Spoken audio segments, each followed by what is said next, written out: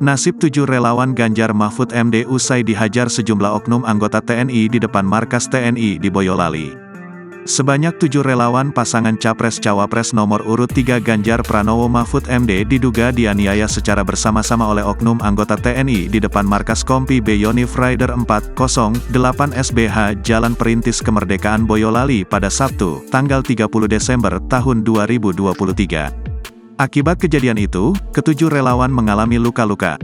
Mereka adalah Slamet Andono, Arif Diva, Jaya Iqbal, Dimas Irfandi, Yanuar, Parjono, dan Lukman. Ketujuh relawan pun langsung dilarikan ke RSU Pandan Arang, Boyolali untuk mendapat perawatan. Kini 5 orang menjalani rawat jalan dan 2 lainnya masih menjalani perawatan intensif di rumah sakit. Dugaan penganiayaan itu terekam video dan kini tersebar di media sosial.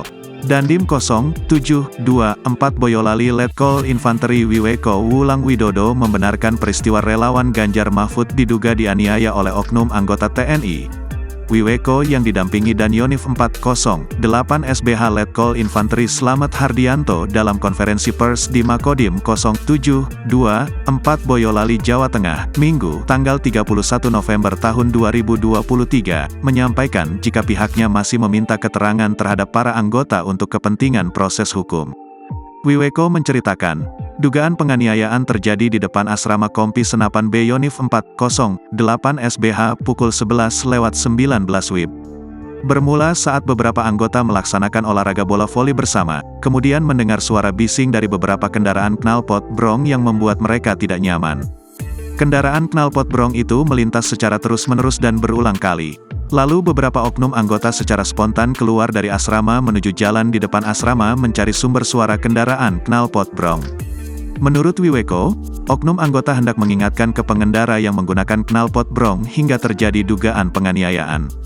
Setelah terjadi penganiayaan selanjutnya korban dibawa ke RSU Pandan Arang Boyolali untuk mendapat pertolongan dan saat ini masih ada 2 orang yang sedang menjalani rawat inap, kata dia. Dia mengungkapkan motif sementara dugaan penganiayaan tersebut karena spontanitas dan salah paham di kedua belah pihak. Wiweko menambahkan peristiwa itu telah ditangani oleh Denpom 4 Surakarta. Oknum anggota yang diduga terlibat dalam penganiayaan akan diproses sesuai prosedur. Pihaknya juga berkoordinasi dengan pihak terkait untuk pengobatan para korban.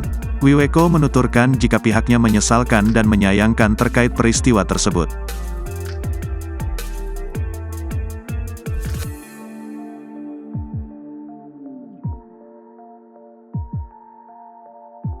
Download Tribun X sekarang, menghadirkan lokal menjadi Indonesia.